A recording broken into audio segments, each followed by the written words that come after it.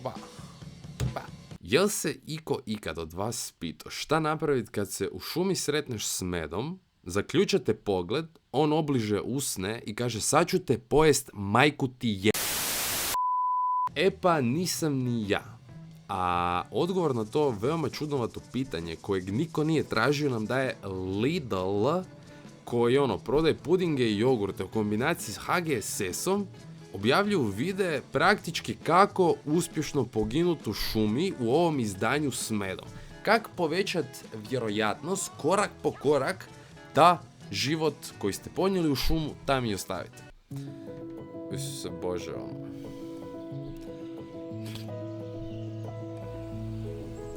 Gospodin Jadran. Da, ne znam. Traga zatvori. Bacit u pržun. Iako je medo često omiljeni lik iz raznih crtića i neponovljivi plešanac, također treba znati da su medvjedi divlje životinje koje u prirodi nisu za igru i maženje. Medvjedi uglavnom bježe od ljudi, no susreti su ipak mogući. Kako bi susrete smanjili na najmanju moguću mjeru, dok se krećete šumom, budite u grupi i...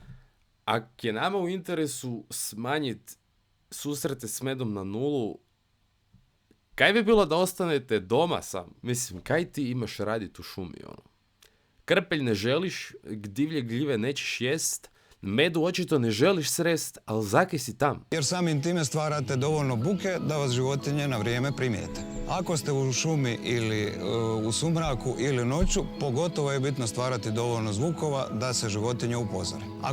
Ako sam ja po noći ili u sumraku, u šumi, dvije stvari se mogu dešavati. Ili sam došao s nekom curom, pobjeći od ušurpanog tempa grada, ak me kužite. Ili zakopavam mrtvo tijelo. Ak ti sad hoćeš da ja beatboxam dok lopatam grob svom dragom susjedu, čist da mi se medo ne prišulja iza leđe, pojede me, ne znam. Niti imam toliko talenta, ni energije, ni vremena.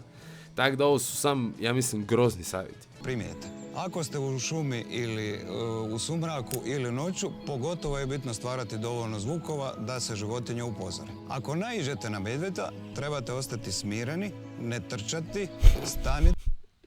Trebate ostati smireni. Ostati smiren ispred medvjeda.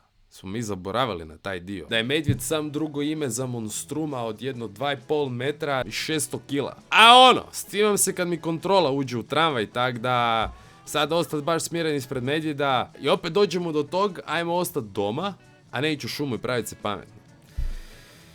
I kaj on sad radi? Tu maši s tom jaknicom, ne kužim. Na kaj glumiš? I pravite se većim nego što izgledate. Kaj, glava mi je već ogromna, u 99 percentilu čovječanstva imam ogromnu glavu. To da napušem obraze mi neće puno pomoći, ako mi već prišao pored ovolike glave, da se pravim veći nek što jesam mi neće pomoći. Ali ovo mahanje jaknicom, lik doslovno vrijeđa Medu. Kao, Medo vam je glup, Medo neće skužit. Sam digni jaknicu i maši šuškavce, Medo će otići drugim putem. To ima smisla. I ako je najbolji savjet koji ti meni možeš dati da mašem šuškavcem, onda si treba s tim početi i završiti. Ovo je trebalo trajati 10 sekundi. Maši šuškavcem, Medo ne zna di gori, pobjeće glavom bez obzira. To je očito jedan najbitniji savjet, ako to funkcionira. A sumnjam u njegovu funkcionalnost, tak da rađe nož nego šuškavac i rađe brze noge nego šuškavac. Ste u grupi, samim time ćete ostaviti dojam puno veće osobe nego što ste sami. Polako i mirno se... A kaj njega briga koliki sam ja? On pogleda mene vidi večeru. Ako sam veći, to bolje. Gle ovo koliki, gle koliku glavu ima, sad ćemo ga smazati. Dođite svi. I by the way, nikad nisam skužio ekipu kaj ode tako šumu i vidi medu ili neku životinju i bude očarano. Ovo je kao nevjerojatno. Ovo je Medo. Nemoj srat da je Medo, ti si došla u šumu kod njega doma. Ćeš vidjet Medu, kaj ti tak čudno. Ajde da si Medu vidjela kak čeka u McDrive-u u autu McFlurry ili da vozi tramvaj u gradu. Onda bi već bio okej. Kužim reakciju, gle Medo, Medo jebote. Što ste sami. Polako i mirno se udaljite od medvjeda i nemojte mu stajati na putu. Je da, najbolje da mu stojim na putu. Nemam kaj pametnije radit. Utorak popodne nek priprečit put medvjedu koja sam vuku crven kapic i petit. Medo, a di si ti krenuo? Kud ideš i šta nosiš? Ajmo Medo iskaznicu na pregled. Jesi li voljan puhat vini? Mirno se udaljite, ostavite mi dovoljno prostora i kad se krećete, krećete se unazad gledajući u medvjeda, tako da u svakom momentu znate ako krene negdje gdje možete polako se izmaknuti. Samo gledaj medu ono. Dominacija nad medom. Ko prvi skloni pogled, mijenja malim medama pelene. Tak se oni vole šaliti. Ovo je najgori savjet ikad. Ikad! Polako se medi izmakni, a krene na tebe. Da, okej. Polako ću mu se izmaknuti. Isti taj savjet ćete dobiti kada pošalju na prvu liniju u Ukrajinu. U pogledu bombe, metka i samog Rusa, polako mu se izmakni s pola koraka u lijevo ili desno vama na izbor.